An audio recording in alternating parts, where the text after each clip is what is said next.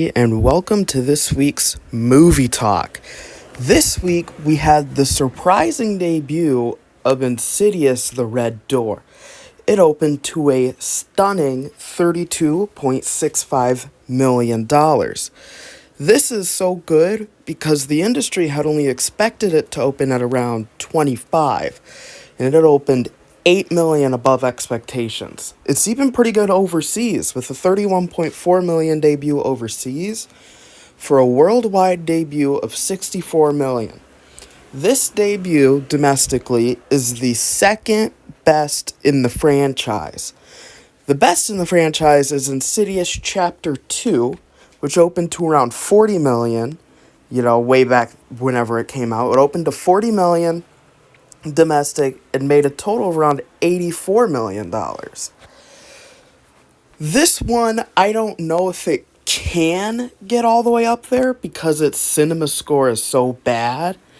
A C plus cinema score is not a good grade. Horror movies get C's and D's sometimes, but a C plus isn't great.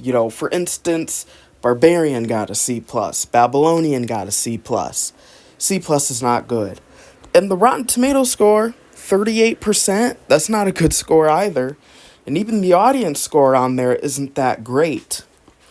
If we go back to over here,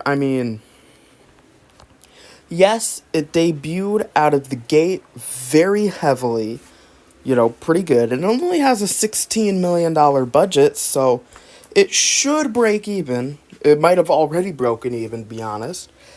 And, I think this is overall a really good start for this movie. Even though the audience scores are so bad, as you can see, but still, 32.7 million ain't too bad. Now, Indiana Jones and the Dial of Destiny had an okay debut last weekend. This movie has a $300 million budget, however, so it breaking even is already, long lost. It's not going to happen. However, it did have a very solid second weekend drop, only 56%. For comparison, the other June releases, Spider-Man Across the Spider-Verse dropped about 54%. Transformers Rise of the Beast dropped 67% in its second weekend.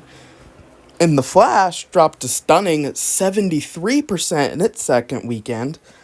This is just 56%, which is like Spider-Man Across the Spider-Verse. Although this only opened half as big as Across the Spider-Verse.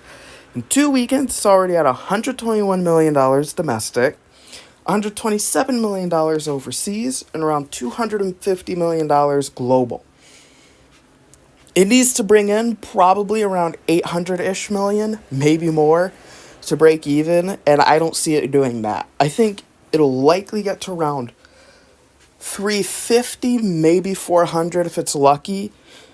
The last Indiana Jones, though, made over 700 million worldwide and 300 million domestic. This one might get to 200 million domestic, maybe. I see it ending its run at around 180 domestic and 400 worldwide. But we'll just have to see. As for the overall top 10, Sound of Freedom is another new release, which actually took the number 1 spot for July 4th, definitely scaring Indiana Jones, because it dropped to number 2. Elemental dropped just 21% in its 4th weekend in release, so it's doing fine. And by the way, it opened the same weekend as The Flash, only opened half as big though, half as much, and it's already made more than The Flash. You will see that in the next chart. Spider-Man Across the Spider-Verse dropped just 33%. It is now the number 1 movie of the summer, just narrowly edging out Guardians of the Galaxy Volume 3. Joyride, another new release, made about 5.85 million. No Hard Feelings dropped 33% in its 3rd weekend of release. It now has a total of 40.41 million. Transformers Rise of the Beast dropped just 32%. It's been out for 5 weekends, I believe. And it's $5 million total. And it'll likely stay in the top 10 for the summer. The Little Mermaid dropped just 35%. This movie is crawling to 300 million. Really crawling. Teenage Kraken dropped 49% in its second weekend and only has a total of 11.6. Here's a new chart. The summer domestic top 10. Spider-Man Across the Spider-Verse is currently the number one movie, just edging out Guardians of the Galaxy Volume 3. They're tied, basically, 357.67 to 357.58. The Little Mermaid is number 3 at 289. And again, this movie is on like a knife fight to get to 300 million. Transformers Rise of the Beast is number 4. That's a huge drop off from number 3 to number 4. Fast X is number 5, just behind. Indiana Jones and the Dial of Destiny, it debuted at number 9 last weekend. It has climbed the chart to number 6. Elemental passed The Flash this weekend. The Flash has not held up at all. It dropped 73% in its second weekend, 67% in its third weekend, and another like 60% this weekend. It's dead. It's DOA. The Boogeyman is number 9, and No Hard Feelings is number 10. The yearly domestic top 10, Super Mario Brothers is number 1 with a truly historic 573.8 million. That's the second best animated movie total of all time. Then you have Spider-Man Guardians of the Galaxy Photo Finish, number 2 and number 3. If it has a star next to it, by the way, that means its gross is done. It's done climbing the charts. So The Little Mermaid is number 4. Ant-Man and the Lost Quantumania is number 5. John Wick Chapter 4 is number 6. Creed 3 is number 7. Transformers Rise of the Beast is number 8. Fast X, number 9. Indiana Jones and the Dial of Destiny is number 10. As for the worldwide top 10, that's a little bit different. Super Mario Brothers is currently number 1, the only billion-dollar movie of the year.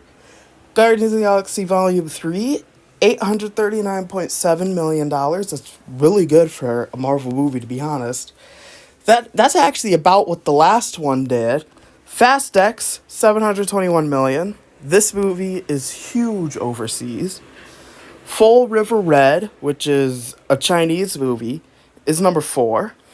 Number 5, Spider-Man Across the Spider-Verse at $642 million. Number 6, The Wandering Earth 2, another Chinese film, just over $600 million. Number 7, The Little Mermaid with $542 million. Number 8, Ant-Man and the Lost Quantumania with $463 million.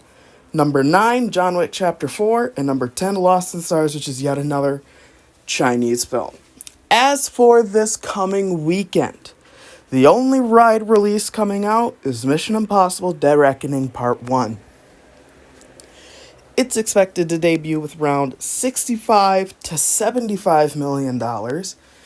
I hope it opens at the other end of that, because all of the movies that have come out in the last month, besides from Spider-Man Across the Spider-Verse, have underperformed.